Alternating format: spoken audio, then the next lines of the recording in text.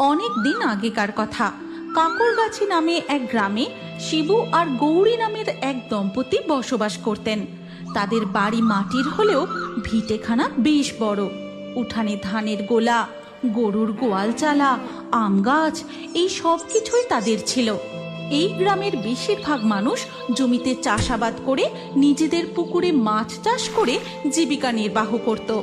এমনই একদিন, হে ভগবান, কতদিন বৃষ্টি হয়নি, জমির মাটি শুকিয়ে একেবারে ফসলগুলো নষ্ট হতে বসেছে। এইভাবে খরা দেখা দিলে যে জমির ফসলগুলো সব নষ্ট হয়ে যাবে। খাবই বা কি, আর বিক্রি বা করব কি? এই কথা ভাবতে ভাবতে শিবু জমি থেকে বাড়ি ফিরে আসে।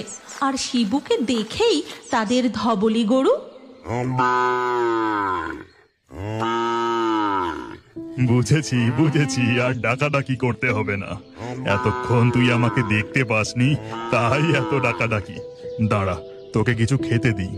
এই কথা বলে শিবু কিছু ঘাস নিয়ে ধবলি গরুকে খেতে দেয়।